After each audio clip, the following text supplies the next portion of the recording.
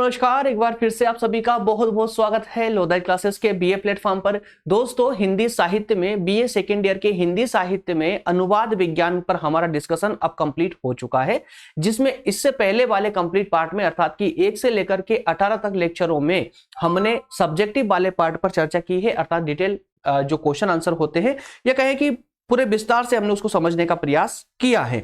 और अब जो हम चर्चा करने जा रहे हैं वो करेंगे हम अनुवाद विज्ञान के वस्तुनिष्ठ वाले पार्ट पर, अर्थात कि वस्तुनिष्ठ प्रकृति के जितने भी क्वेश्चन आंसर हो सकते हैं, लगभग 200 से ज्यादा कुछ क्वेश्चन आंसर है इसमें एमसीक्यू फॉर्मेट में, जिन पर हमें चर्चा करनी है, जो यूनिट 1 से लेकर के यूनिट 5 तक के पूरे कवर करते हैं। तो दोस्तों, जैसा मैंने आपको बताया कि लगभग 200 क्वेश्चन आंसर हमें इसमें डिस्कस करना है, तो उसके कुछ छोटे छोटे पार्ट हम अर्थात कि कुछ भाग में हम बांट करके डिवाइड करके और कुछ पार्ट इसके लेकर के आएंगे। लगभग 5-6 लेक्चर इसके अंतर्गत होने वाले हैं, जो कि इसी इवनिंग टाइम में 6 बजे ही डेली क्लासेस आपको मिलती रहेगी। आइए शुरू करते हैं सेशन को। जो हमारा सब्जेक्टिव वाला पार्ट है वो आपको कहां मिलेगा, जो नए स्टूडेंट है तो वो जान ले, प्लेलिस्ट के माध्यम से आप हमारे सभी सब्जेक्ट की प्लेलिस्ट को आसानी से देख करके और अपनी एग्जाम की तैयारी कर सकते हैं नोट्स के साथ में। नोट्स कैसे मिलेंगे, कहां मिलेंगे, उसके लिए दोस्तों आपको थोड़ा सा रुकना होगा। लेक्चर के मैं लास्ट में आपको पूरी विस्तार से बताने वाला हूं। सबसे पहले तो आइए शुरू करते हैं डायरेक्टली अपनी क्लास सेशन। तो आज के सेशन में हम देख पा रहे हैं कि 30 अति महत्वपूर्ण वस्तुनिष्ठ प्रश्नों पर आज के इस सेशन में हम डिस्कस करेंगे। वो कल फिर से 30 या 35 40 जितने भी सब्जेक्ट हो सकते हैं, जितने भी क्वेश्चन आंसर हो सकते हैं, उन पर डिस्कस करेंगे, ठीक है ना। तो आज विशेष रूप से 30 क्वेश्चन आंसर पर हम डिस्कस करने वाले। आइए फटाफट इनको लगाते ताकि सेशन ज्यादा लंबा ना हो।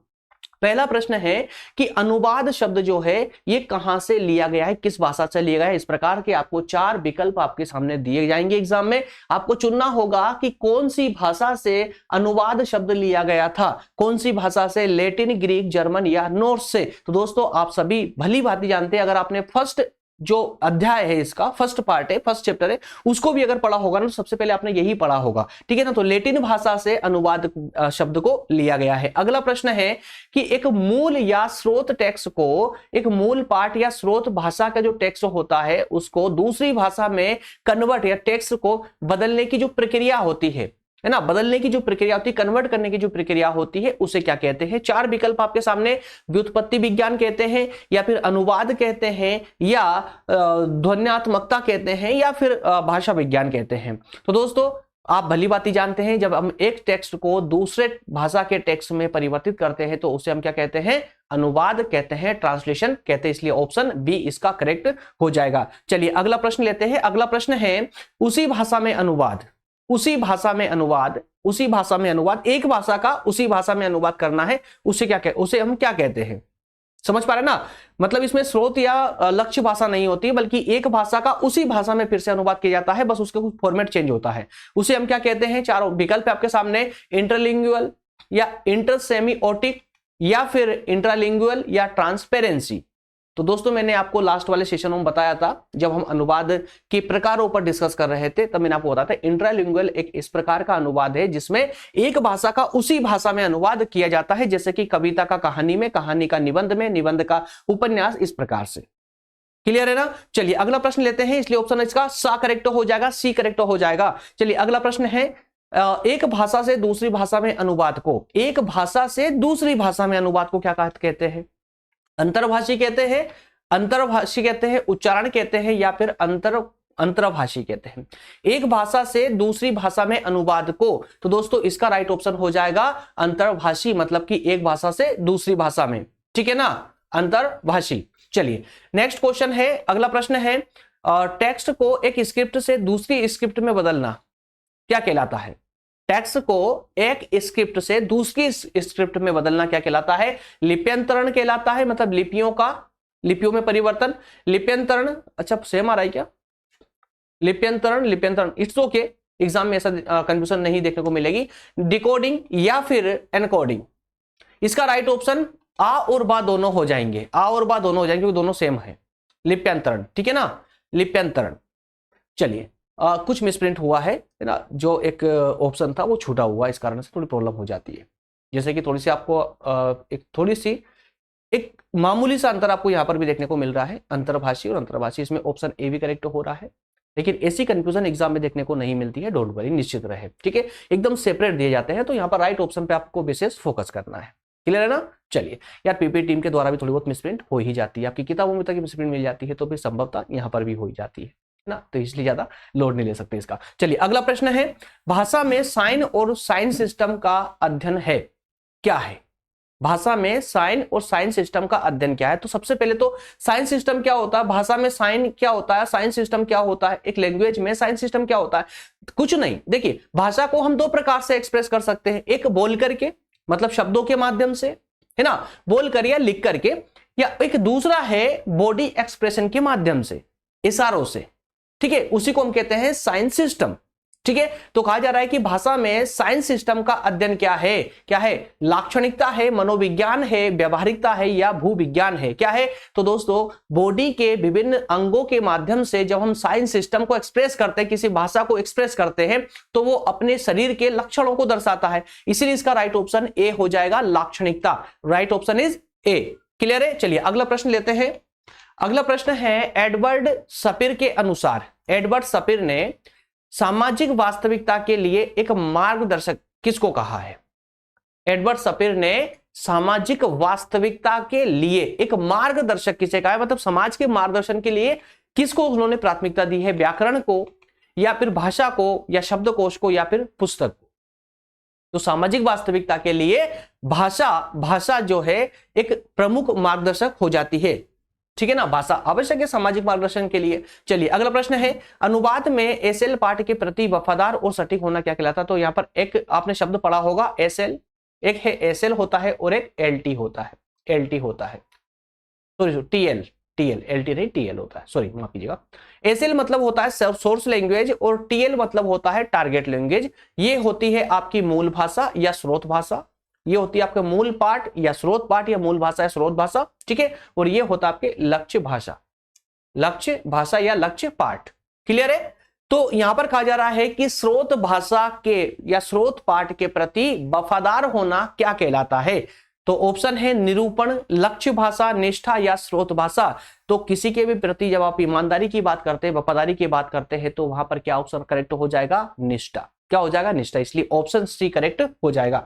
अगला प्रश्न है, एसएल में पाठ के प्रति निष्ठा को कमी अनुवाद अध्ययनों में किस रूप में परिभाषित किया जा सकता है?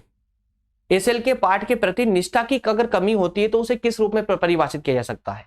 स्पिरिट के रूप में, सिंटैक्टिक के रूप में या फिर सिमेंटिक के रूप में या विकृति के रूप में? तो अगर एसएल अर्थात कि स्रोत पाठ में निष्ठा की कमी होती है, वफादारी कमी होती है, अर्थात अनुवादक उसमें छेड़खानी करता है, तो उस वाले पाठ में क्या आ जाएगा?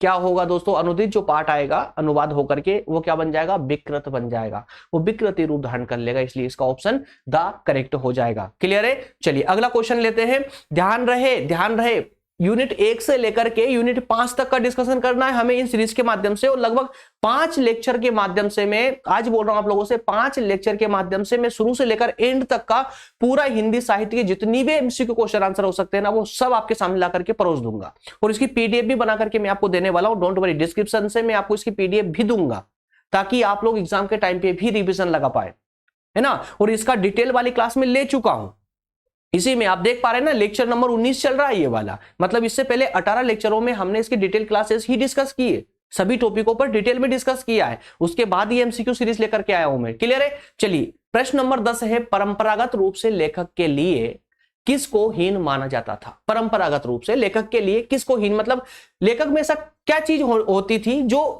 उसको हीन बना देती थी? क्या होती थी? अनुवादक होना, कवि होना, कथाकार होना या फिर लेखक होना? तो परंपरागत रूप से अगर देखोगे ना, तो एक लेखक अगर अनुवादक बन जाए, मतलब किसी और की कृतियों को अनुवाद करके और अपनी रचना बना ले, तो उसे हीन समझा जाता था, जो कि आज नहीं समझाता, याद रखिएगा, इसलिए ऑप्शन ए करेक्ट हो जाएगा। अगला प्रश्न है, जैक बसन ने घोषणा की कि प्रत्येक काव्य कला तकनीकी रूप से क्या है? जैक बसन ने क्या घोषणा की थी? काव्य कला के, है ना, काव्य कला के तकनीकी रूप के बारे में। चारों विकल्प है आपके सामने, ट्रांसलेबल, डिवाइस या अनट्रांसलेबल या इमेजिनेशन माफ कीजिएगा, अनट्रांसलेबल। तो इसका राइट ऑप्शन होगा अनट्रांसलेबल। तो जैक बसन ने कहा था कि जो काव्य कला होती है उसे तकनीकी रूप से ट्रांसफर या कहे कि उसका ट्रांसलेशन नहीं किया जा सकता, है ना, इसलिए उन्होंने कहा था कि ये क्या है, अनट्रांसलेटेबल है। क्लियर। चलिए अगला प्रश्न है जब अनुवाद किया जाता है तो पाठ के बजाय एक जटिल प्रणाली के रूप में माना जाता है, किसे? जब अनुवाद किया जाता है तो एक पाठ के अपेक्षा जटिल प्रणाली के रूप में माना जाता है, किसको माना जाता है? ब्लैंक, है ना, ब्लैंक प्लेस छोड़ा गया है, इसके लिए रिक्त स्थान छोड़ा गया है। कविता, नाटक, गद्य या लघु कथा? तो इनमें से क्या है, कविता है, नाटक है, गद्य है या लघु कथा है? तो दोस्तों नाटक का जब अनुवाद किया जाता है तो एक सामान्य पाठ की अपेक्षा नाटक का अनुवाद करने में कई प्रकार की जटिलताओं का सामना करना पड़ता है, इसलिए इसका ऑप्शन बी करेक्ट हो जाएगा। अगला प्रश्न लेते हैं। अगला प्रश्न है, रिक्त स्थान है, वो कहता है कि ये दिखाता है, 4 विकल्प है, पहले विकल्प दिखाता हूं मैं आप लोगों को। 4 विकल्प है ये, उबर्सफेल्ड, पोवोबिक, फोलेना या कैटफोर्ड। ये 4 लोग हैं, ये इनके अनुसार नाटकीय पाठ प्रदर्शन अविभाज्य है। नाटकीय जो पाठ होता है वो प्रदर्शन से अविभाज्य होता है, अलग होता है। किसने कहा था? उबर्सफेल्ड ने कहा था। किसने? उबर्सफेल्ड ने। ये क्वेश्चन आपको नया लग सकता है क्योंकि डिटेल क्लासेस में इनका नाम नहीं आया था। मैं जो क्वेश्चन डिटेल क्लासेस में हमने डिस्कस नहीं किया ना, मैं वो ही बताते चलूंगा आप लोगों को, तो ये क्वेश्चन आपके लिए नया हो सकता है। चलिए अगला प्रश्न लेते हैं।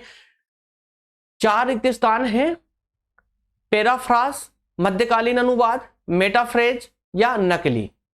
पूछा गया है कि इन विभिन्न प्रकार के अनुवादों में से या क्षैतिज या लंबवत अनुवाद हो सकता है, इनमें से कौन सा अनुवाद है जो लंबवत या क्षैतिज अनुवाद हो सकता है? क्षैतिज।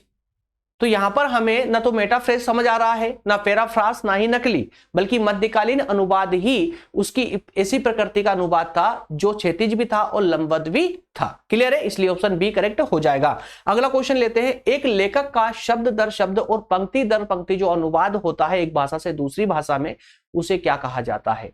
गलत अनुवाद कहेंगे, वर्टिकल कहेंगे, या फिर मेटाफ्रेज कहेंगे, या नकली कहेंगे? तो दोस्तों जो मेटाफ्रेज है, ये जो मेटाफ्रेज प्रणाली होती है अनुवाद की, मेटाफ्रेज अनुवाद प्रणाली वही होती है जब एक भाषा से दूसरी भाषा में शब्द वर्ड टू वर्ड और सेंटेंस टू सेंटेंस जब अनुवाद किया जाता है तो उसे हम मेटाफ्रेज जो है अनुवाद कहते हैं। क्लियर है, इसलिए ऑप्शन सा करेक्ट हो जाएगा। चलिए अगला क्वेश्चन लेते हैं। क्वेश्चन नंबर 16 है। यार क्लास ज्यादा लंबी ना हो इसलिए मैं आपके कमेंट वगैरह इन सब पर डिस्कस नहीं कर रहा हूं, है ना, और सेशन के लास्ट में हम कुछ बातें भी करेंगे, डोंट वरी, निश्चित रहे। और अभी फिलहाल कम से कम समय में हमें लेक्चर को कंप्लीट करना है, इसलिए थोड़ी देर शांति बना करके रखिए। मैं सब बताने वाला हूं कि लाइव क्लासेस से प्रीमियर लाइव पर क्यों आ चुके हैं हम, क्यों समय चेंज हुआ है, और क्लास की जो समस्या है मैं सब पर बताने वाला हूं। डोंट वरी, आपके सभी क्वेश्चन का आंसर मुझे पता आपको क्या डाउट चल सकता है दिमाग में, ठीक है ना। चलिए अगला प्रश्न है, प्रश्न नंबर 16 है। अंतर्भाषी अनुवाद को किस रूप में जाना जाता है? अंतर्भाषी अनुवाद को एक रूप और है जिसमें तो रिवर्डिंग है, रिटेनिंग है, ट्रांसम्यूटेशन है, या फिर उपरोक्त में से कोई नहीं। इसका राइट ऑप्शन हो जाएगा दोस्तों ऑप्शन ए हो जाएगा। रिवर्डिंग के नाम से भी, अंतर्भाषी अनुवाद को रिवर्डिंग के नाम से भी जाना जाता है। अगला प्रश्न है, रोमन जैकबसन ने अनुवाद को ना कितने प्रकार अनुवाद को प्रतिष्ठित किया था? मतलब कि रोमन जैकबसन ने कितने प्रकार बताए थे अनुवादों के? 2, 3, 4 या 5? इसका राइट ऑप्शन क्या हो जाएगा? इसका राइट ऑप्शन हो जाएगा 3, मतलब ऑप्शन बी ऑप्शन करेक्ट हो जाएगा। चलिए अगला प्रश्न है।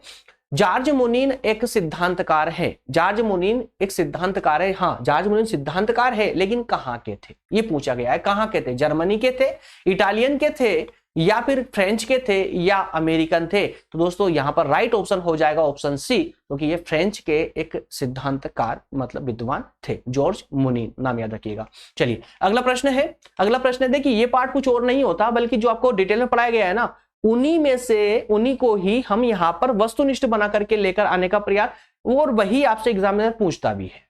जो आप डिटेल में पढ़ते हैं ना, उसी को आप यहाँ पर एमसीक्यू फॉर्मेट में पूछते हैं। तो अगर आपने विस्तार से पढ़ा हुआ है पूरी ईमानदारी से, तो यहाँ पर आपको समस्या आनी ही नहीं चाहिए ना, बिल्कुल भी नहीं आ सकती है। चलिए अगला प्रश्न है, फ्रेंच भाषा में किस शब्द के लिए ओई और सी का प्रयोग होता है? ओई और सी कौन सा शब्द है फ्रेंच भाषा में? कौन सा शब्द है फ्रेंच भाषा में? देखिए कौन सा शब्द है जिसके लिए फ्रेंच भाषा में ओई और सी का प्रयोग होता है? ये 2 प्रयोग यूज किए जाते हैं। 4 ऑप्शन है। हेल के लिए हाँ, सुप्रभात, या आपके से। बताइए। तो इसका राइट ऑप्शन होगा, देखिए जहां पर हम हिंदी में हाँ और अंग्रेजी में यस बोलते हैं, उसके स्थान पर फ्रेंच में ओ या सी बोला जाता है। इसलिए राइट ऑप्शन इसका बी हो जाएगा। चलिए अगला प्रश्न है, फिल इन द ब्लैंक्स है, तो 4 ऑप्शन पहले निकाल लेते हैं। 4 ऑप्शन दिए गए हैं, सांस्कृतिक, व्याख्या, उधार लेना या केलक। इन विकल्पों में से कौन सा विकल्प है जो अनुवादक मूल शब्द या वाक्यांश का उपयोग करता है? मतलब ये कि एक अनुवादक के लिए जब वह शब्द, मूल शब्द या वाक्यांशों का प्रयोग करता है और आमतौर पर इटैलिक में, तो उसे क्या कहा जाता है? उसको कहा जाता है उधार लेना। समझिएगा, अनुवादक जब अनुवाद करते समय मूल शब्द ग्रहण करता है या वाक्यांशों का प्रयोग करता है किसी दूसरी भाषा का अपनी भाषा में लाने के लिए, तो उसे कहते हैं उधार लेना। इसलिए ऑप्शन सी करेक्ट हो जाएगा। अगला प्रश्न है, किस अनुवाद में अभिव्यक्ति का शब्द टू शब्द अनुवाद किया जाता है? यहां पंक्ति टू पंक्ति नहीं है, शब्द दर शब्द है। 4 ऑप्शन दिए गए हैं, अनुकूलन, अनुवाद नोट, सांस्कृतिक या कैल्क। तो दोस्तों इसका राइट ऑप्शन हो जाएगा कैल्क। ठीक है ना, ये कैल्क प्रणाली कहलाती है जहां पर वर्ड टू वर्ड ट्रांसलेशन किया जाता है, यहां पंक्ति से कोई लेन देना नहीं होता है। चलिए अगला प्रश्न है, प्रश्न नंबर 23 है। चलिए फिल इन द ब्लैंक्स है, तो पहले ऑप्शन निकाल लेते हैं। भाषाई, मुआवजा, उधार लेना या अनुकूलन, ये 4 विकल्प दिए गए हैं आपको, ये 4 विकल्प दिए गए हैं और आपको बताना है कि इन विकल्पों में अनुवादक लक्ष्य भाषा में उनकी अनुपस्थिति की भरपाई करने के लिए लक्ष्य ग्रंथों में तत्व जोड़ता है। कौन से तत्व जोड़ता है? एक अनुवादक लक्ष्य भाषा में जब उसे कुछ कमी नजर आती है तो उस कमी को भरपाई करने के लिए, उस कमी की पूर्ति करने के लिए कौन से तत्वों को जोड़ता है? तो उसे हम कहेंगे मुआवजा तत्वों को। किसको? मुआवजा।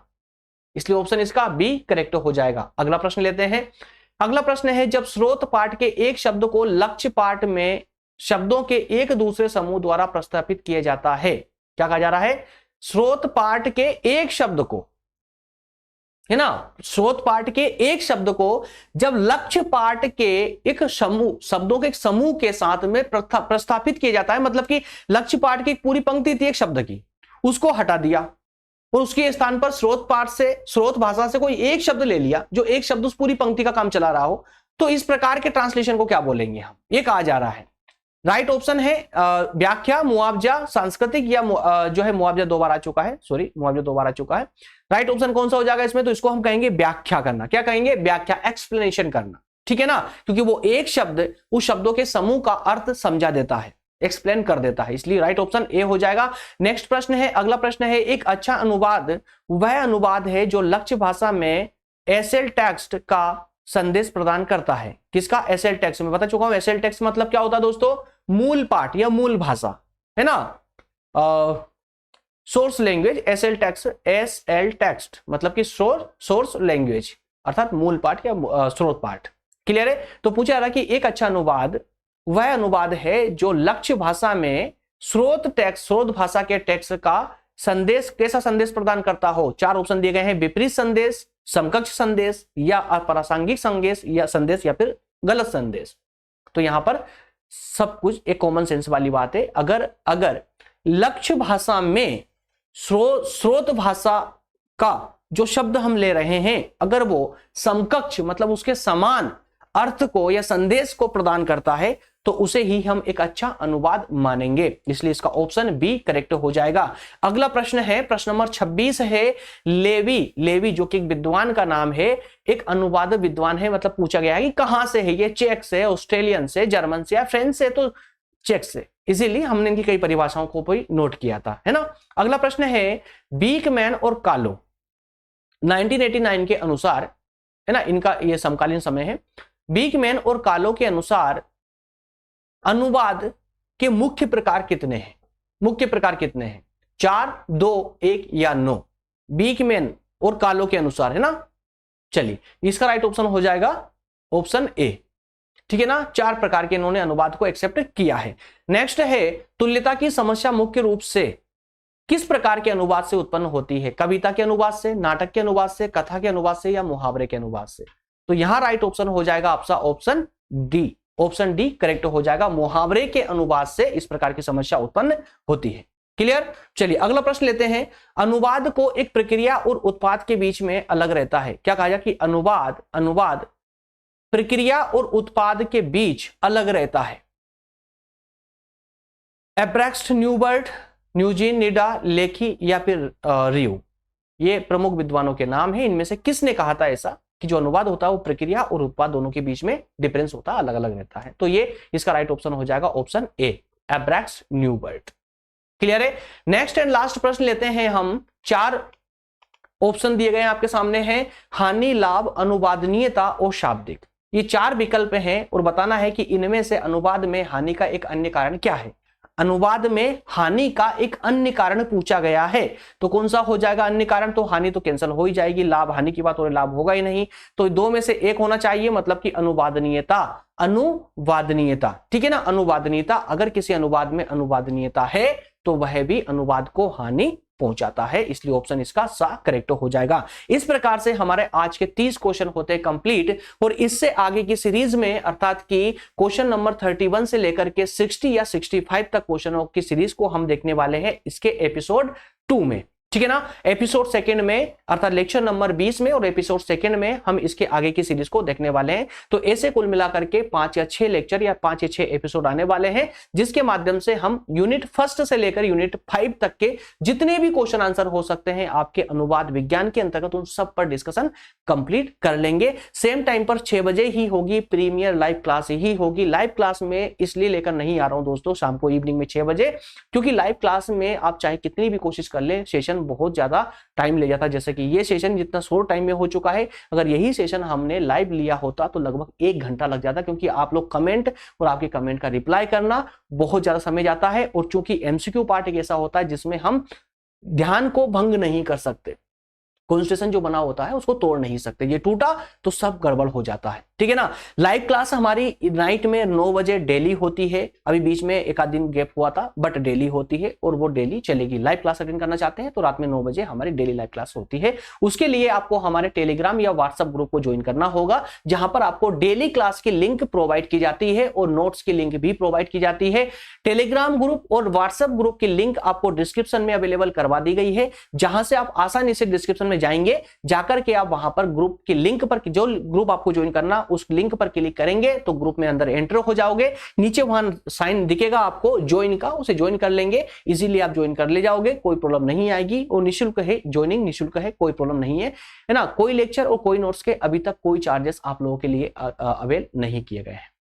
क्लियर है। और इसके अलावा कोई समस्या आपको आती है, किसी प्रकार का अन्य डाउट है, तो ऊपर दिए गए नंबर पर आप व्हाट्सअप अपने जो डाउट है स्टडी रिलेटेड, उस डाउट को जो है आप इस नंबर पर मैसेज कर सकते हैं, व्हाट्सअप कर सकते हैं, सॉरी व्हाट्सअप करें, कॉल नहीं करना है, मैसेज नहीं करना है, टेक्स्ट मैसेज नहीं करना है, सिर्फ व्हाट्सअप करना है। और व्हाट्सअप करने के बाद में वेट करें, हैंड टू हैंड रिप्लाई नहीं मिल पाएगा, रीजन बहुत सारे स्टूडेंट है, रिप्लाई करने वाले सिर्फ हम अकेले हैं, पढ़ाना भी होता है रिप्लाई भी करना, इसलिए वेट करें, मैसेज करके आपको रिप्लाई जरूर मिलेगा, थोड़ा लेट मिलेगा लेकिन मिलेगा जरूर। क्लियर है। ओके फ्रेंड्स, लेट का मतलब ये हुआ कि जैसे हमको टाइम मिलता है हम व्हाट्सएप ओपन जरूर करते हैं और सभी के मैसेज को रीड आउट करते हैं, सबका रिप्लाई करते हैं, थोड़ा समय जरूर लग सकता है लेकिन ठीक है ना, रिप्लाई जरूर मिलेगा। मिलेंगे दोस्तों नेक्स्ट सेशन में, तब तक आप सभी का बहुत बहुत धन्यवाद। Thank you so much.